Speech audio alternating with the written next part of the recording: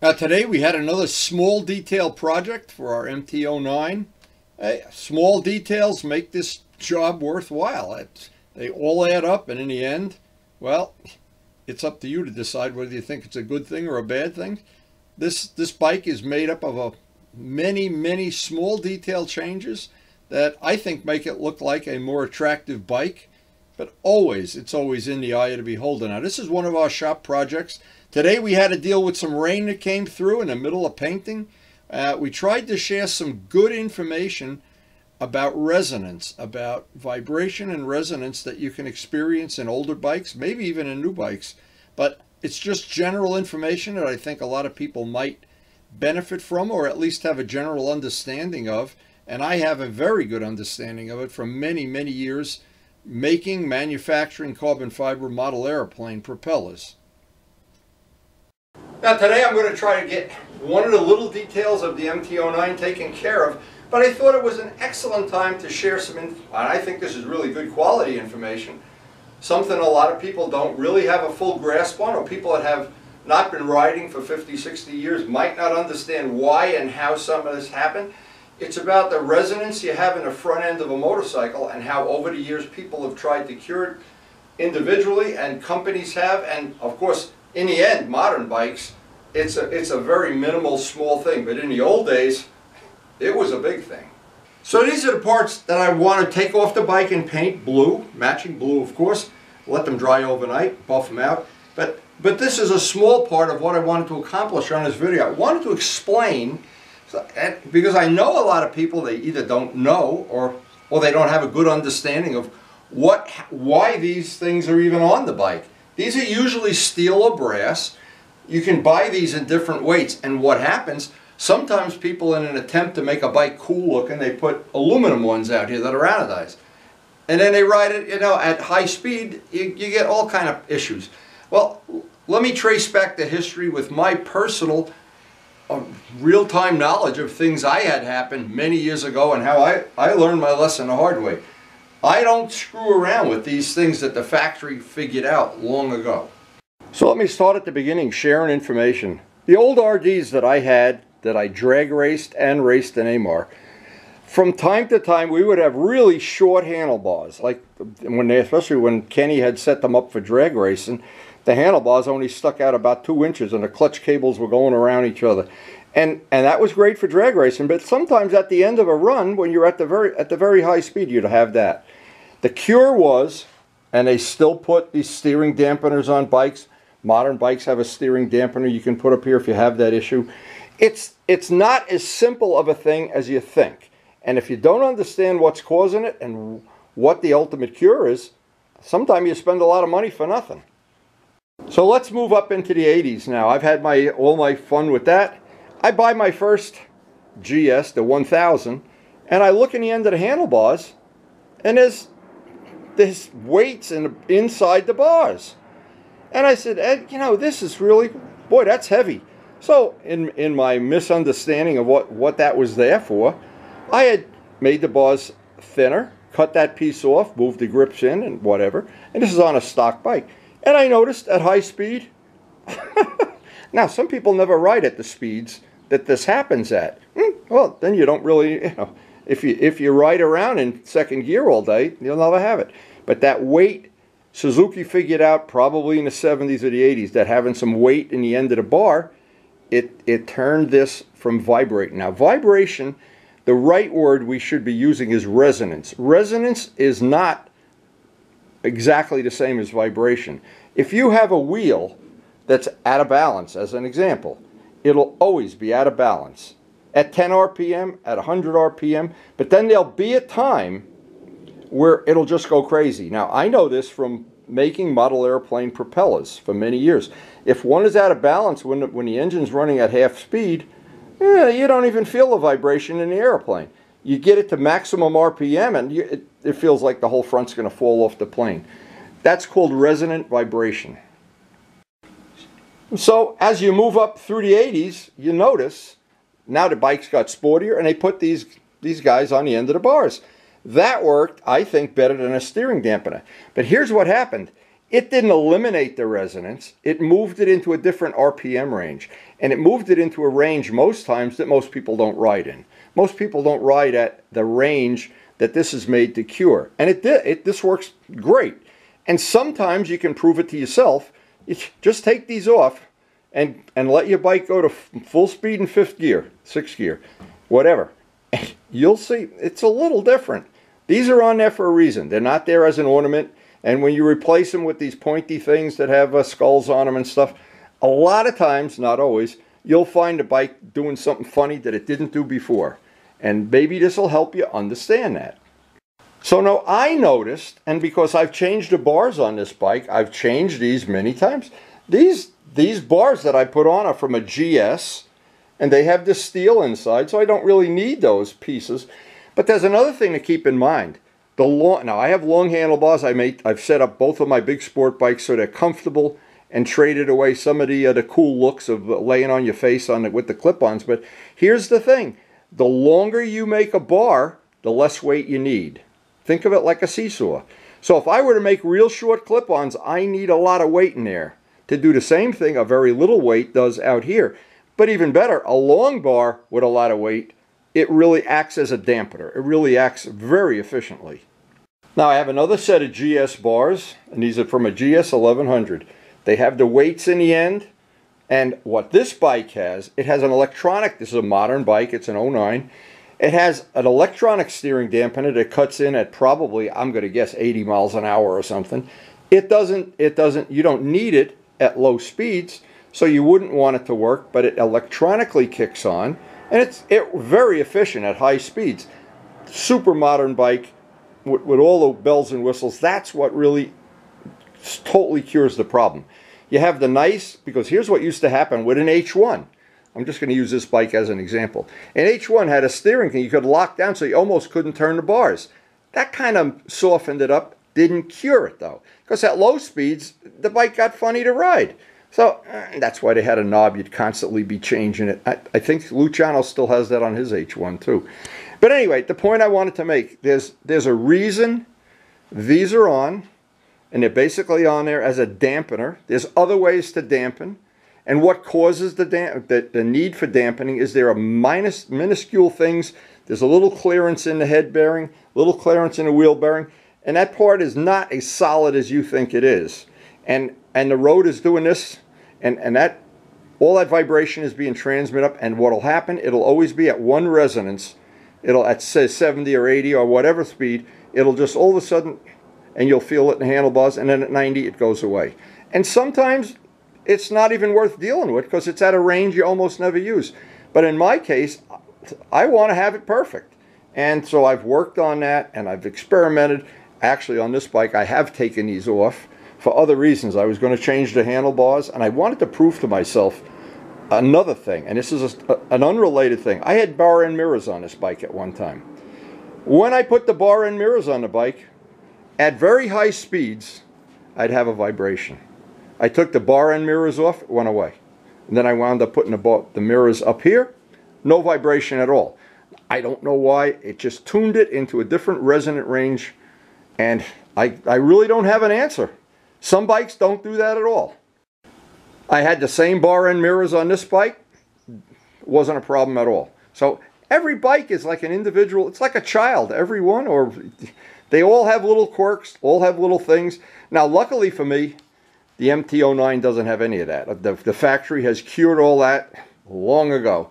So all I need to do today is take these off. There's one bolt, holds them on. It's Loctited, of course. I want to take them down, paint them blue. I think that'll be a nice little detail touch to do today. We have a limited amount of time because we're closing in on this deal with the house. And they've already got the kitchen cabinets in, I think. I got some pictures to share if I can get them on my computer. But anyway, this is going to be the project of the day. A little paint on that, let it dry overnight. I think that's going to be another little detail. And every time I make a little detail that I've added blue to the bike, and when I stand back, I just think, wow, it was worth it. Now yesterday I was at Motorcycle Mall, took a ride on the RD for people that follow the channel, and it was pretty cool. I was looking at some of the scoops on some of the other bikes, and I'm being like as honest as I can be, I like these the best. Small detail, again, small detail. Putting a matching screen in the tail section, now you can see it. You never used to see that screen. It used to just, like all flat black things, it just disappeared. Now another funny story about resonant vibration. I remember, and I'm trying to remember if it was Frank Straub, I think it was the late Frank Straub, had a Suzuki Bandit, and it had a funny thing in the front end that used to make the tire wear funny. I don't remember this now, but I know it was, I don't even remember the result, but I know one of the indications that you have a problem, or somewhere that there's slop in the whole system, is when you have funny wear on the front tire. And I remember Rip had a tire. Rip, I'm going to mention, it was worn from here to here bald, and the other side was a brand new tire. Anyway, there's funny things all around us. Luckily, Yamaha and all the factories, I think, the big factories, have cured this problem, and so we're free to just do some cosmetic stuff to their good engineering. Here's a little tip if you go to take these off the first time. You look inside and you think it's a small Allen, but it's not. The Allen is actually cut into this part here. So you really do need a bigger than you think Allen wrench. It's deceptive. But I've had these off already for another reason now, and I'll show this. When I bought the bike, one of the things, there's little details that I was not crazy about. Now, I never like playing the throttle. I like it that if you move this 1/1,000th of an inch, it moves the throttle. I don't like having to find this and then find the throttle. Some people do. As an example, Luciano, I've ridden all his bikes that he always has the normal amount of slop. I have that all taken out of the system. So my thing that I didn't like was the way this was set up. This used to move a little bit in this dimension. Well, I cured that with some little nylon washers. So now it doesn't move side to side and I have no slop. It's very positive. And when you're leaned over in a corner, the last thing I need is to start fishing for, especially if you're riding it in A mode where the throttle is really sensitive. Anyway, just another tip. So the tip is use the proper wrench. It goes right in the end here. These are Loctited on, even though I put them on already. Oh, there we go. Okay, they always are Loctited on. It's a safety thing, and I'll show these little washers, which I think these came from AutoZone, but I'm not sure. I just happen to have them in my collection of stuff. Okay, so you can see. Let me show this up close. So I put a little bit of grease on there. Now you can see they're threaded into the end of the bar. I didn't want to have the drag of rubbing on the rubber, so I put a little bit, when I put this back together, of wheel bearing grease. But there was, when you don't have this, see the slop that's in there? Let me see if I can show this up here. Most people wouldn't even notice that. But if you're really leaned over in a corner and you can't find that little spot where the throttle moves, oh, I don't know. So I have gotten used to, for my whole life, of having I call it a tight throttle. And again, I had these little washers. Let me just press these off. They took up the slop. I put a little bit of grease on them so there wouldn't be any parasitic drag. In fact, I took 3 of them to take the slop out. Now this piece I can take downstairs and prep it up and paint it, and I'll make a little handle to hold it. This will be ready to go. So you have to be concerned when you make any custom bike or any change to something that Yamaha figured out, or Ducati or whatever. As you make these bars shorter, think of a seesaw. This weight out here is acting like a pendulum, and if you move it in, if you have really short bars, I've seen guys with drag bars, yeah, and you may be very lucky and you don't hit a resonance. But if you hit that resonance spot, it's not a good thing, and it's not a good thing in terms of wear and tear on a whole motorcycle. And now on an older bike, there's more play and all the bearings and all the head bearings and everything, so it's just something that if you have a basic understanding, I think that basic understanding, I've tried to share what I know. People that are more high-tech than I am probably know a lot more, but that is good solid information, and you can prove it to yourself. And if you do have some vibration that you can't deal with, you can at least try the things that I suggested. And another golden rule in anything in life is if you change something on a motorcycle and all of a sudden you have a problem, there's a good chance it's the thing you just changed. That's the first thing. Go back and put the stock part on and see if that helps. Anyway, time to get down there, have a cup of coffee, and get these painted. So the first thing in any paint, any restoration, anything, if you're just working on it, I like to clean it simple green. clean paper towels. Try to get as much of the oil, grease, Loctite, whatever's on there off. We're going to sand it with some wet and dry paper. Get an etch on it, get a bond on it, and then hopefully, well, the finish that's on there doesn't have to come off. This is some pretty nice finish already.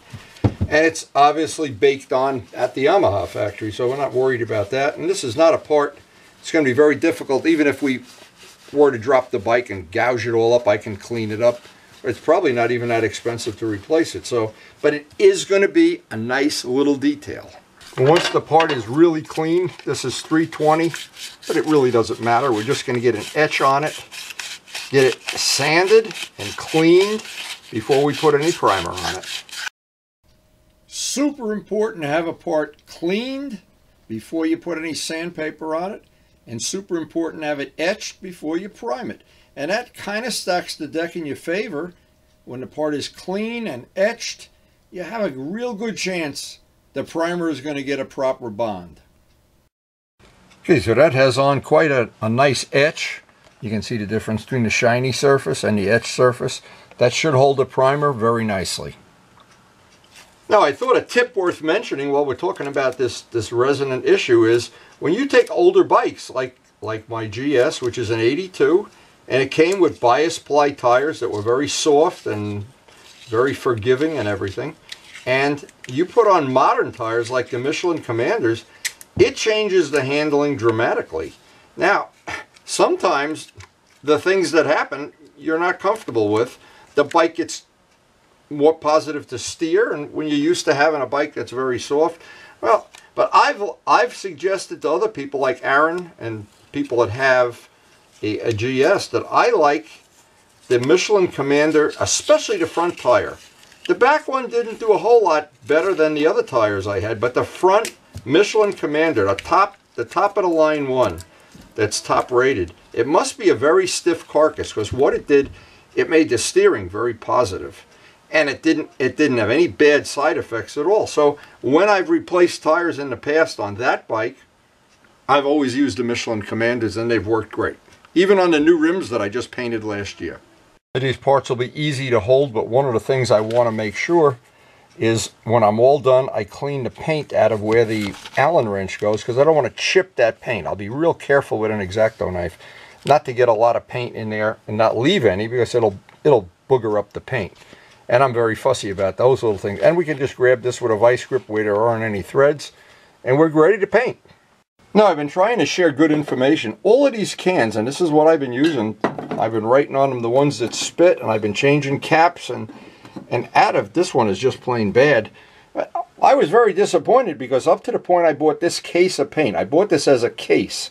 So I don't know if they had a bad day at the shop or the guys were all smoking pot or what, but out of the whole thing, I only got one good can. So I don't know. Maybe this is my lucky day, but maybe I'll even write a letter to them and see if they'll replace some of this.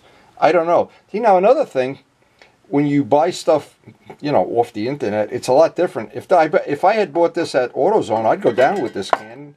They'd probably give me another can. But when you buy it on the internet, oh my God, sometimes it's a pain. Anyway, I do have one good one left, and I'm going to have to get some more.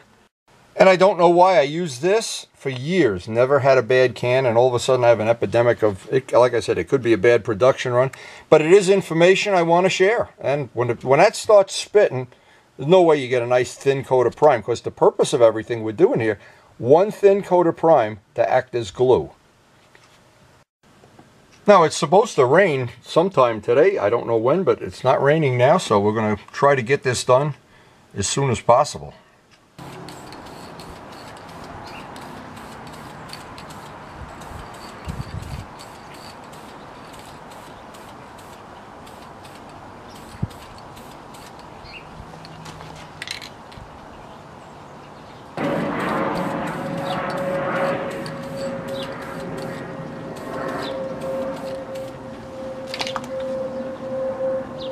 Thank you to Dennis at Gavin's for mixing this up, and it is just a perfect match. One of the things I've got to do though is, and I've taken a liberty of doing this, of using, let me just show it. Whenever I mix up a batch, Chromax thinner with the Chromax paint 50-50. I don't want to take a chance on this Not on the MT09, that's for sure. Well, not on any of my bikes. What can I say? And this was expensive paint, but it really worked great.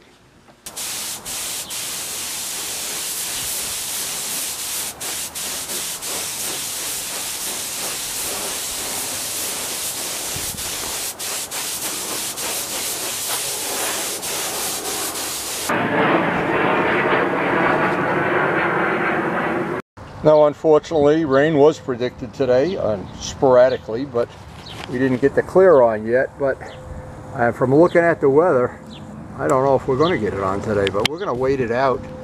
And I definitely don't want to paint if there's raindrops falling down. It just makes a mess out of everything. So we're just going to have to wait this out a while, see if the sun comes out. Now, we may be able to use this as an opportunity to pass some information on. In the past, I've always waited overnight.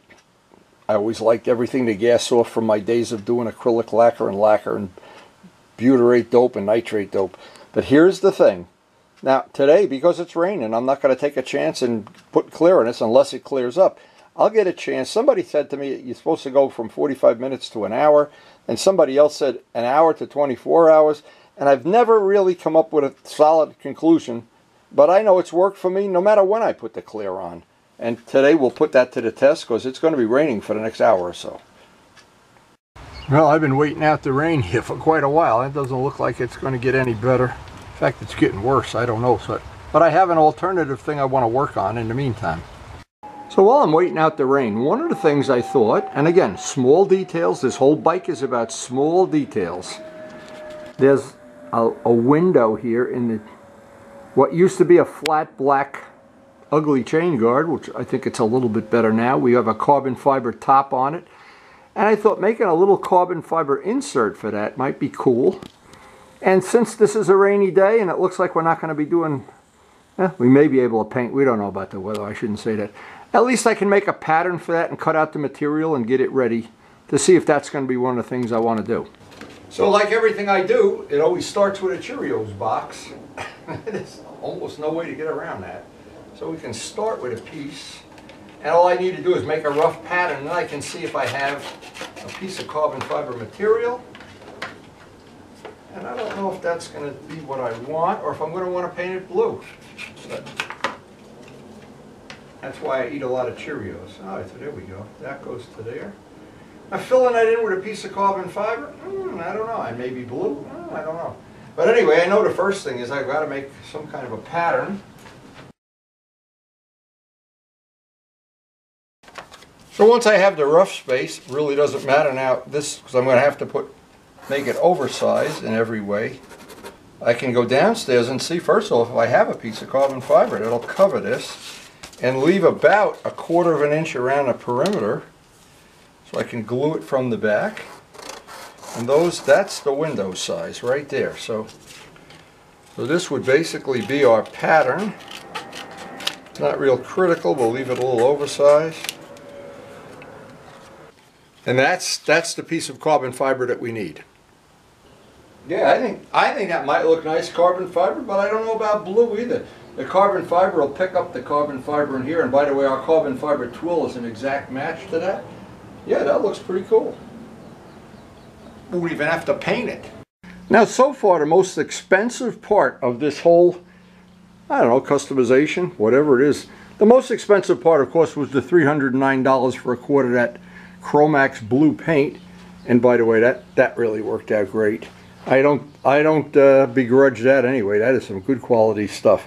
And the next thing is we paid 2 windshields, $26, $27 each. That was the whole expense. We're under $400 for this whole project, and that's a pretty cheap customization. I know people that put $1,000 into one bolt-on part, and then they're not really crazy happy about it. Anyway, and we still have the main thing. Still have the nice quiet exhaust, which results in a beautiful throttle response. We still have all of the things that make the MT09 a lot of fun to ride. Haven't done anything to make it uncomfortable. All the safety features and all the little custom touches. And in the end, that was my goal anyways. I want to have it. And by the way, one of the things I did, that little ID thing that's in there, I just covered it with black tape. Just looks a little bit better. John Pothia came up with that idea.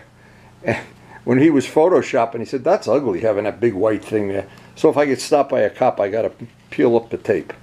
Anyway, and the biggest thing, I do love the styling of this bike. In the beginning, I didn't really care for it, but I knew I could customize it. That wasn't a problem at all. I wasn't crazy about any of the windshields that were available. I had to do this little modification. But I think in the end, it's a lot nicer than it was on that day I picked it up. Maybe you agree, and if you don't, we could still be friends. So I have that little pattern made now, and it looks like the rain has let up for a little bit. I'm going to try to see if I can sneak out and get the clear on this, and then tomorrow I can bolt it back on. And then if I do have any extra time, well, I already got the pattern made, so the next work session I'll deal with that. But I got the pattern made today while we were waiting for that rain to stop. So the last gallon to our 18 projects has been provided by Turbo Steve, thank you. And this is the fast hardener. Now fast is always the way to go. I addressed that on the last question and answer little video. This minimizes the open time being that it's like flypaper, or you can put your finger in it. And there's no reason I've used 4 or 5 different clears in the last, I don't know, 10 years, and they've all been good. I haven't hit a bad one yet. So for people new to the channel, I leave the tip and all the parts that actually spray the paint in thinner. And this is always a problem when you're wearing gloves. Nothing you can do about it. Anyway, once you get rid of the tape, I have a thing of acetone. This is always a good tip. Leave all the parts that spray the paint. It's very easy to do this. And another thing, this gun that I'm spraying it clear with has never had any colored paint in it. It's clear only. Now, I don't want to be spraying this and have a big thing of yellow or something come out of it. So this is just a clear gun only.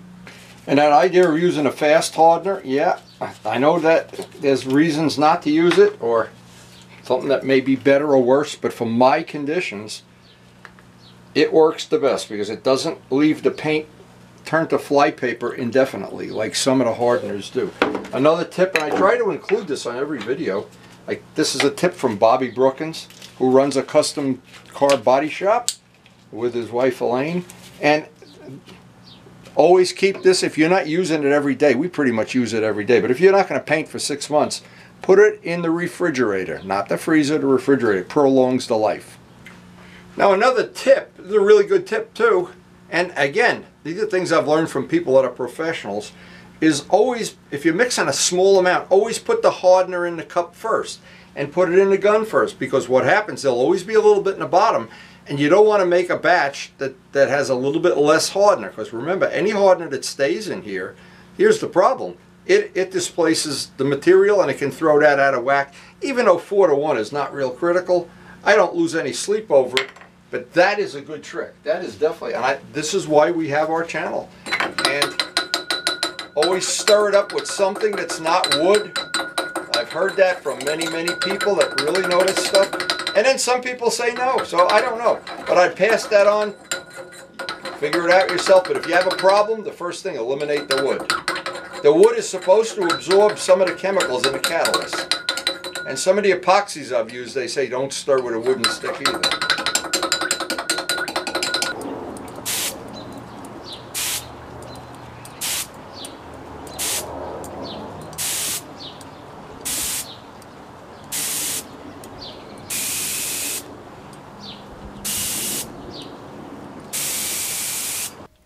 Now, after fine-tuning the gun, the whole idea is to get it to just spray like an airbrush. Thin coats. And the more thin coats, the better, until I get the paint to lay down the way I want. When you put it on in one giant coat, not so much.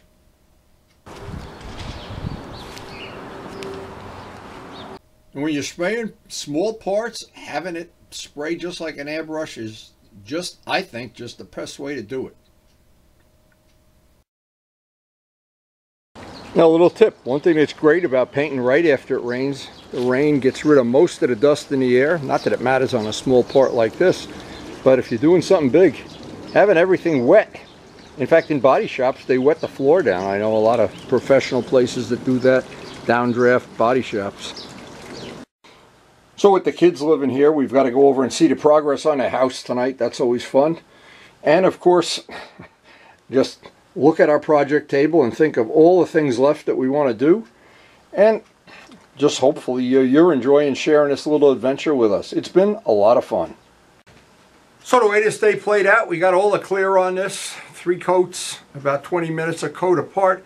It's going to sit in here overnight and dry before I try to even put it back on. I got the pattern made, and I tried to share some useful information about resonant vibration. May or may be interesting, I'm not sure, but it is true. If you have an older bike that's, you know what I'm talking about. Modern bikes, so much better. So much better. MT09, all the modern bikes. The R1 it's on rails when you ride it, but not so much with the RD. You got to be always... Anyway, that's the fun of old bikes. It's the fun of why I like all bikes, not just one narrow little margin. They're all fun, and by having everyone different, that's the fun of getting up in the morning and seeing how the day plays out. Anyway, I didn't know how this played out. Now, I've tried many times putting the clear on 5 minutes after, a half hour, an hour, 2 hours the next day, and a month later. Doesn't seem to make a lot of difference. I may be wrong, but I don't think, and I've had that question on question and answers, I don't think it's a critical time window. It may be if you're painting a car or painting a spaceship or who knows. But for what we're doing, just trying to dress up a motorcycle, make it nice, and do it on a budget, not do it with, a checkbook the thickness of a phone book. Anyway, this is going to be a nice little detail. Chain guard's another little detail, and I got 3 or 4 other little things. Haven't really figured out exactly what, but little by little, we're going to finish this up before the real riding season starts. And we've been shooting photos along the way. As soon as I get this all back together, I'll shoot some more photos. But for today, eating healthy here on a Ponderosa. Healthy, healthy, healthy. So today, you thought it was Christmas and Christmas was over? Not really. We're still making red velvet cookies. Miles and I are taking free samples. Wow, he's all nice and clean. Oh my goodness. Oh, so nice and clean. Hi, sweetie. Hey, hey. Wild animals in Rutherford. Oh, it's released from the pond.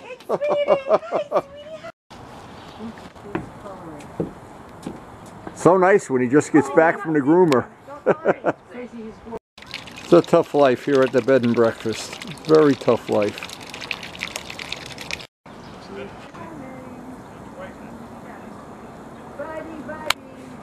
Hey, buddy! Hey! So this day ended on a real positive note. The parts we worked on came out great. My plan for the chain guard, probably one of the next things to work on. We got a meetup coming up very soon. I think 2 days. Well, no, it's tomorrow. I don't even know what day it is anymore.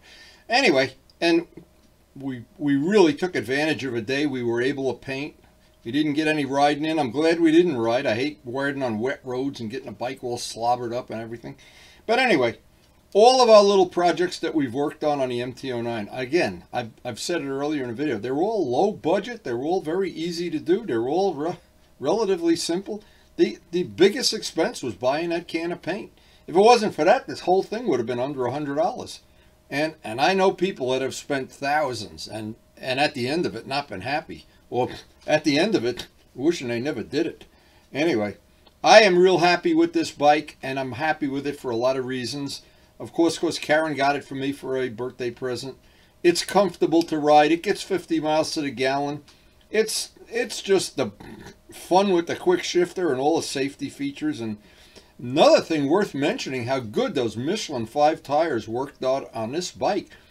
And Stefan has told me that there's already Michelin 6s. He knows his friend got a pair of Michelin 6s. So I don't know that we should stock up on 5s yet. I'll have to ask Vlad about these Michelin 6s next time I need tires. But anyway, all of the projects we do here on the channel, we try to share useful information. We try to make it fun. It's non-political. It's non-controversial. There's no group of bikes that we don't welcome aboard. And If you enjoy the channel, share it with your friends. Thanks so much for watching. We post every day. Hopefully we'll see you tomorrow.